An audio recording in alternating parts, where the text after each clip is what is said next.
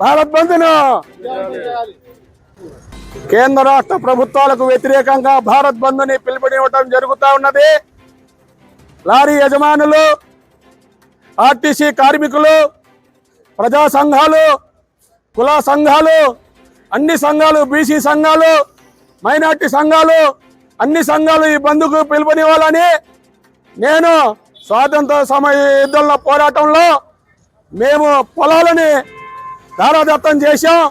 ఇక్కడ ఆయన పిఏ ఎవరో సాంబశివరావు అంట, ఫోన్ చేస్తే బిజీ లేదు, ఖాళీ లేదంటాడు.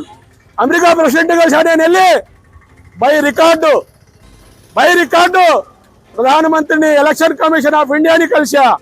ఈ వ్యవస్థని నిర్వీర్యం చేయడం కోసం అయితే వాగ్దానాలు చేశాలో అమలు చేయండి.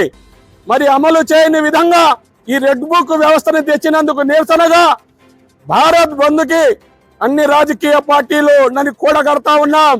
ఇప్పటికే 542 మంది పార్లమెంటు సభ్యులకి ఈవీఎంల ద్వారా మెసేజ్లు పంపాం, లేఖలు పంపుతా ఉన్నాం. ఈ నియోజకవర్గం, కుప్పం నియోజకవర్గంలో 2 నియోజకవర్గాల్లో డోర్ క్యాంపింగ్ చేస్తాం ఇంటింటికి.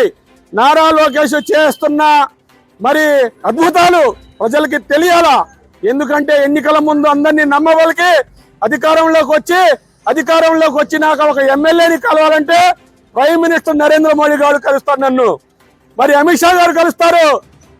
అమెరికా ప్రెసిడెంట్ బిల్ క్లింటన్ ని కలిసా. అమెరికా వెళ్ళి వాషింగ్టన్ డీసీలో మరి మార్చి 5వ తారీఖున భారత్ బంద్ను అన్ని రాజకీయ పార్టీలు విజయవంతం చేయాలని బహిరంగంగా చేతులు జోడించి నమస్కరించి ప్రాధాన్యపడుతూ సెలవు తీసుకుంటున్నాను. జై హింద్, బోలో భారత్ మాతాకి.